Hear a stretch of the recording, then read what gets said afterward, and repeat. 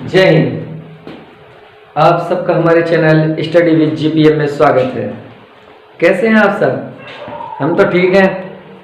आप सब ठीक हैं? आज हम लेके आए हैं आपके लिए अध्याय 1 यानी वैद्युत आवेश तथा क्षेत्र की दूसरी क्लास। पहली क्लास में हमने वैद्युत आवेश के बारे में पढ़ा था कि वैद्युत आवेश क्या होते हैं, ये कितने प्रकार के होते हैं, कूलाम का नियम आवेशों के संबंध में क्या है, ये सब बताया था कि समान प्रकार के आवेशों में आकर्षण होता है, विपरीत प्रकार के आवेशों में प्रतिकर्षण होता है। उनके जो दो आवेश होते हैं उनके बीच जो आकर्षण या प्रतिकर्षण बल लगता है उसका मान आवेशों की मात्राओं के समानुपाती होता है, उनके बीच की दूरी के व्युत्क्रमानुपाती होता है। ये सब देख चुके हैं। आज बात करते हैं वैद्युत क्षेत्र की, यानी वैद्युत क्षेत्र क्या होता है। पहली रीडिंग विद्युत क्षेत्र, इलेक्ट्रिक फील्ड। किसी आवेश अथवा आवेश समुदाय के चारों ओर का वह क्षेत्र, किसी आवेश अथवा आवेश समुदाय के चारों ओर का वह क्षेत्र जिसमें कोई अन्य आवेश वैद्युत बल का अनुभव करता है, वैद्युत क्षेत्र कहलाता है। किसी आवेश अथवा आवेश समुदाय के चारों ओर का वह क्षेत्र जिसमें कोई अन्य आवेश वैद्युत बल का अनुभव करता है, वैद्युत क्षेत्र कहलाता है। जैसे कोई आवेश है वो धनावेशित हो या ऋणावेशित हो और उसके आसपास कोई दूसरा आवेश आए, वो अगर वैद्युत बल का अनुभव करे जहां तक, उसे कहते हैं हम वैद्युत क्षेत्र। क्लियर हुआ? इसके बाद आती है वैद्युत क्षेत्र रेखाएं, इलेक्ट्रिक फील्ड लाइंस। वैद्युत क्षेत्र रेखाएं क्या होती हैं? वैद्युत क्षेत्र रेखाएं वैद्युत क्षेत्र रेखाएं जो होती हैं वे काल्पनिक रेखाएं होती हैं। वैद्युत क्षेत्र रेखाएं वे काल्पनिक रेखाएं होती हैं जो वास्तविक वैद्युत क्षेत्र को प्रदर्शित करती हैं। इन्हें वैद्युत क्षेत्र रेखाएं जो होती हैं इन्हें वैद्युत बल रेखाएं भी कहा जाता है। वैद्युत क्षेत्र रेखाओं को वैद्युत बल रेखाएं भी कहा जाता है, इनका दूसरा नाम। तो इसमें कंफ्यूज मत होना, चाहे वैद्युत क्षेत्र रेखाएं हो या वैद्युत बल रेखाएं हो, वो एक ही बात है। ठीक है? तो वैद्युत क्षेत्र रेखाएं वे काल्पनिक रेखाएं होती हैं जो वास्तविक वैद्युत क्षेत्र को प्रदर्शित करती हैं। ऐसे भी कहा जा सकता है कि वैद्युत क्षेत्र रेखाएं वे काल्पनिक रेखाएं होती हैं जो सतत वैद्युत क्षेत्र को प्रदर्शित करती हैं। वैद्युत क्षेत्र रेखाएं वे काल्पनिक रेखाएं होती हैं जो सतत वैद्युत क्षेत्र को प्रदर्शित करती हैं। ठीक है? अब ये वैद्युत क्षेत्र रेखाएं देखिए किस तरीके से होती हैं। ये वैद्युत क्षेत्र रेखाएं, यदि कोई गोला धनावेश से आवेशित है तो उससे वैद्युत क्षेत्र रेखाएं निकलती हैं। यानी वैद्युत क्षेत्र रेखाएं जो निकलती हैं वो हमेशा धनावेश से निकलती हैं और ऋणावेश पर समाप्त होती हैं। ये भी हम इनके जब गुण पढ़ेंगे तब शॉर्ट में बताएंगे। तो ये धनावेश से सीधे निकलती हैं। धनावेश से निकलकर ये कहाँ चली जाती है? नानी के घर? नहीं, ये अनंत पर चली जाती है। कहाँ चली जाती है? अनंत पर चली जाती है। यानी कोई अगर इनके पड़ोस में कोई धनावेशित गोला रख दिया जाए तो उसे ये अनंत पर पहुंचा देंगी। तो ये रेखाएं अनंत पर चली जाती हैं। और ऋणावेश पर सिर्फ धनावेश है। ये इस स्थिति को हम ए स्थिति मान लें, अगर इस स्थिति को हम ए स्थिति माने लेते, इस स्थिति को अगर हम बी स्थिति मान लें तो ए स्थिति पर धनावेश से रेखाएं निकल रही, ये सीधे अनंत पर जा रही हैं। दूसरी स्थिति ऋण आवेश है, तो ऋण आवेश पर ये रेखाएं आ रही हैं। ऋण आवेश पर ये रेखाएं आ रही हैं। ये कहां से आ रही हैं? ये अनंत से आ रही हैं। इसको हम अगर तीसरी स्थिति मान लें, इसमें ये दोनों धनावेशित गोले हैं, दोनों धनावेशित गोले हैं और दोनों से रेखाएं निकल रही हैं। पहले चलो इसकी बात करते हैं। ये एक धनावेशित गोला है और एक ये ऋणावेशित गोला है। तो इसमें धनावेश से रेखाएं निकल रही हैं और ऋणावेश पर समाप्त हो रही जाके हैं।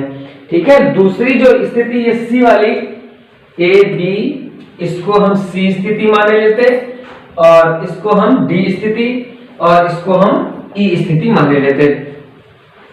तो सी स्थिति की बात कर रहे हैं कि इसमें दो समान आकार के गोले हैं, एक धनावेशित है और दूसरा ऋणावेशित है, तो इसमें रेखाएं निकल रही हैं और ऋणावेश पर समाप्त हो रही जाके। जो डी मतलब सी के बाद में डी स्थिति में है, इसमें दो प्रकार के गोले हैं लेकिन दोनों धनावेशित हैं। तो इनसे रेखाएं कैसे देखिए निकल रही हैं, यहां से निकल रही हैं, ये इधर से निकली तो ये इधर उधर नहीं आई बल्कि इनमें प्रतिकर्षण हो गया और ये ऐसे निकल रही हैं। इसमें ये भी गोला धनावेशित, ये भी धनावेशित है, ये बड़ा गोला है और ये वाला छोटा गोला है। इसमें देखिए अब इन रेखाओं, ये रेखाएं इस पर ज्यादा प्रतिकर्षण लगा रही हैं, इस वजह से ये रेखाएं ज्यादा घूमी जा रही हैं। ठीक है, तो ये हमने देख लिया। अब इनके हम गुण देखते हैं कि वैद्युत क्षेत्र रेखाओं के गुण। तो वैद्युत क्षेत्र रेखाएं क्या होती? वैद्युत क्षेत्र रेखाएं होती काल्पनिक रेखाएं होती, लेकिन वास्तविक वैद्युत क्षेत्र को प्रदर्शित करती। वैद्युत क्षेत्र रेखाओं के गुणों में नंबर 1, वैद्युत क्षेत्र रेखाएं धन आवेश से प्रकट होती हैं और ऋण आवेश पर विलीन होती हैं। पहला नंबर, चित्र इसी वजह से बनाया ताकि आपको चित्र देखकर ही नंबर याद आ जाए साहब। ये रेखाएं धन आवेश से प्रकट होती हैं, ऋण आवेश पर विलीन होती हैं। पहला हो गया नंबर। दूसरा, ये रेखाएं मतलब ये रेखाएं वैद्युत क्षेत्र रेखाएं लंबवत दिशा में, यानी जब ये लंबाई में चलती हैं, वैद्युत क्षेत्र रेखाएं जब लंबाई में चलती हैं तो ये सिकुड़ने का प्रयास करती हैं। वैद्युत क्षेत्र रेखाएं जब लंबाई में चलती हैं तो ये सिकुड़ने का प्रयास करती हैं। वैद्युत क्षेत्र रेखा के किसी बिंदु पर, वैद्युत क्षेत्र रेखा के किसी बिंदु पर खींची गई स्पर्श रेखा वैद्युत क्षेत्र की दिशा को बताती है। वैद्युत क्षेत्र रेखा के किसी बिंदु पर खींची गई स्पर्श रेखा वैद्युत क्षेत्र की दिशा को बताती है, यानी वैद्युत क्षेत्र की रेखा आवेश पर लगने वाले बल की दिशा को बताती है। ये वैद्युत क्षेत्र रेखाएं जब लंबवत दिशा में चलती हैं तो एक दूसरे से दूर हटने का प्रयास करती हैं। तो पहला नंबर इसमें कि वैद्युत क्षेत्र रेखाएं धन आवेश से निकलती हैं और ऋण आवेश पर विलीन होती हैं। वैद्युत क्षेत्र रेखाओं के किसी बिंदु पर खींची गई स्पर्श रेखा उस आवेश पर लगने वाले बल की दिशा को बताती है या वैद्युत क्षेत्र की दिशा को बताती है। लंबाई में चलने पर ये रेखाएं सिकुड़ने का प्रयास करती हैं। लंबवत दिशा में ये एक दूसरे से दूर हटने का प्रयास करती हैं। अगला नंबर, ये रेखाएं एक दूसरे को कभी नहीं काटती। ये रेखाएं परस्पर समांतर होती हैं और एक दूसरे को नहीं काटती। क्वेश्चन ऐसा भी आता है कि वैद्युत क्षेत्र रेखाएं एक दूसरे को क्यों नहीं काटती?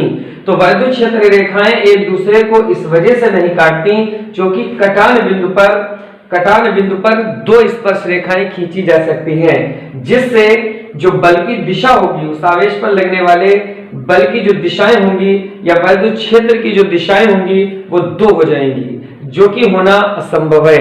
एक बिंदु पर दो दिशाएं होना असंभव है, इस वजह से ये रेखाएं नहीं काटती। तो दो वैद्युत क्षेत्र रेखाएं एक दूसरे को क्यों नहीं काटती? क्योंकि कटान बिंदु पर यदि हम दिक्सूचक रख दें तो हमें दो दिशाएं दिखाएगा और दो दिशाएं हो नहीं सकती, इस वजह से वैद्युत क्षेत्र रेखाएं एक दूसरे को नहीं काटती हैं। क्लियर हुए? तो ये हो गए गुण। उसके बाद वैद्युत क्षेत्र की तीव्रता, इंटेंसिटी ऑफ इलेक्ट्रिक फील्ड, यानी वैद्युत क्षेत्र की तीव्रता क्या होती है? तो वैद्युत क्षेत्र की तीव्रता क्या होती है? एकांक आवेश पर या एकांक परीक्षण आवेश पर किसी वैद्युत क्षेत्र के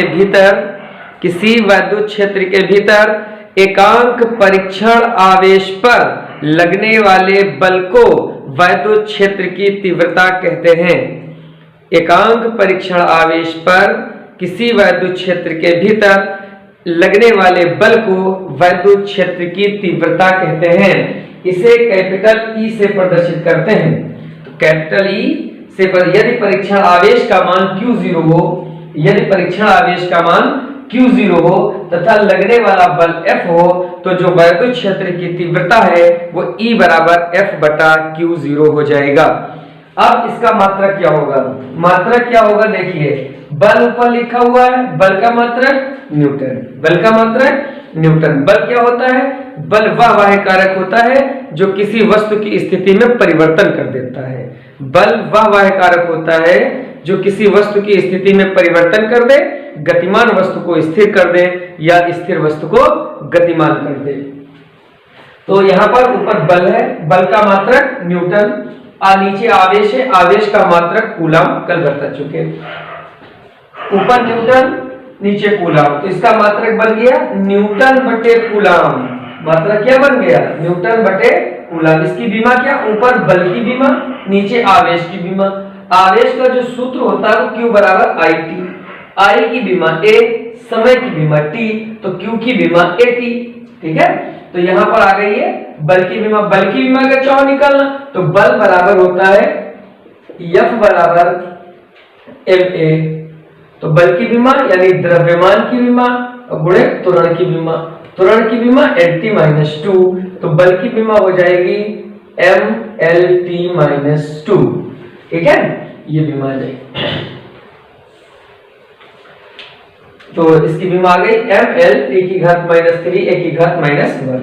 तो वैद्युत क्षेत्र की तीव्रता का क्या सूत्र हुआ? E बराबर है बटा Q0, और इसका मात्रक का हुआ न्यूटन बटे कूलम।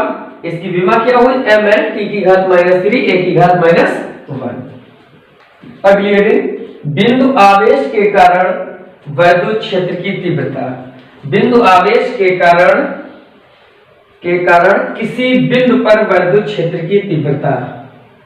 बिंदु आवेश के कारण किसी बिंदु पर वैद्युत क्षेत्र की तीव्रता के कारण किसी बिंदु पर वैद्युत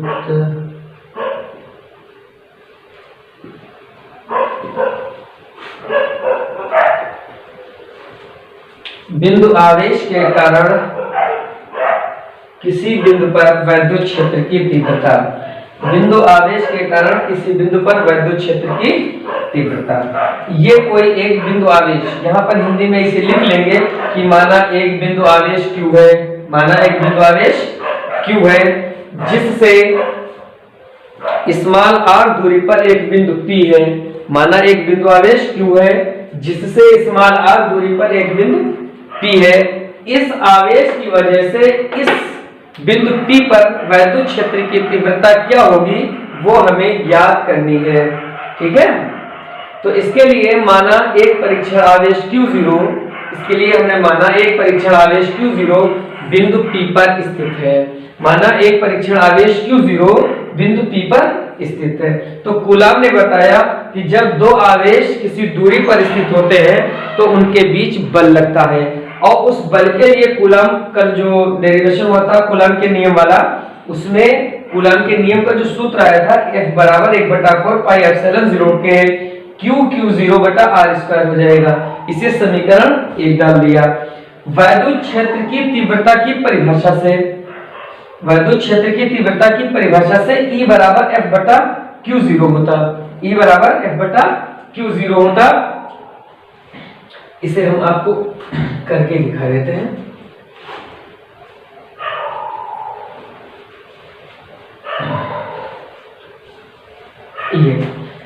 ये बराबर 1/4 पाई एप्सिलॉन 0 के Q0 बटे r² होता। अब वैद्युत क्षेत्र की तीव्रता की परिभाषा से E बराबर F बटा Q0, ये ऊपर वेक्टर लगा दिया जाता, ये सिर्फ सदिश राशियों की वजह से लगाया जाता। ना लगाओ जब भी कोई बात नहीं है यहाँ पे कि ये सदिश राशि है। वैद्युत क्षेत्र की तीव्रता एक सदिश राशि है, बल भी एक सदिश राशि है, और ये आवेश सदिश राशि नहीं है। ठीक है, तो इस वजह से लगा दिया जाता, कोई इसकी वो नहीं है, ना लगाना कोई बात नहीं।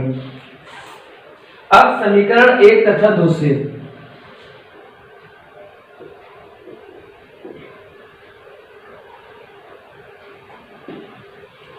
समीकरण 1 तथा 2 से, समीकरण 1 तथा 2 से क्या? समीकरण 1 से F का मान समीकरण 2 में रखने पर, समीकरण 1 से F का मान समीकरण 2 में रखने पर, तो ये E बराबर आ जाएगा 1/Q0 एप्सिलॉन जीरो के Q0 बटे आर स्क्वायर। ई बराबर Q0 से ये Q0 कैंसिल हो जाएगा, इस वाले Q0 से ये वाला Q0 कैंसिल हो जाएगा। अब यहां पर क्या बचेगा, 1/4 पाई एप्सिलॉन जीरो के Q बटा आर स्क्वायर। यदि माध्यम वायु या निर्वात हो, यदि माध्यम वायु या निर्वात हो तो K बराबर 1 हो जाता है, और जो E का मान है 1/4 पाई एप्सिलॉन जीरो Q बटा आर स्क्वायर हो जाएगा। E बराबर 1/4 पाई एप्सिलॉन जीरो Q बटा आर स्क्वायर हो जाएगा। एक बार चाहो फिर से देख लो कि सबसे पहले आज पढ़ा वैद्युत क्षेत्र, किसी आवेश अथवा आवेश समुदाय के चारों ओर का वह क्षेत्र जिसमें कोई अन्य आवेश वैद्युत बल का अनुभव करता है वैद्युत क्षेत्र कहलाता है। वैद्युत क्षेत्र रेखाएं वे काल्पनिक रेखाएं होती हैं जो वास्तविक वैद्युत क्षेत्र का प्रदर्शन करती हैं। वैद्युत क्षेत्र रेखाओं के गुण, वैद्युत क्षेत्र रेखाएं हमेशा धन आवेश से निकलती हैं, ऋण आवेश पर विलीन होती हैं। वैद्युत क्षेत्र रेखाएं परस्पर समांतर होती हैं, एक दूसरे को कभी नहीं काटती। क्यों नहीं काटती? क्योंकि कटान बिंदु पर वैद्युत बल की दो दिशाएं होंगी जो कि होना असंभव है। ये रेखाएं लंबाई में चलने पर सिकुड़ने का प्रयास करती हैं, लंबवत दिशा में ये एक दूसरे से दूर हटती हैं। ठीक है, तो ये इनके गुण हो गए। आगे पढ़ा वैद्युत क्षेत्र की तीव्रता।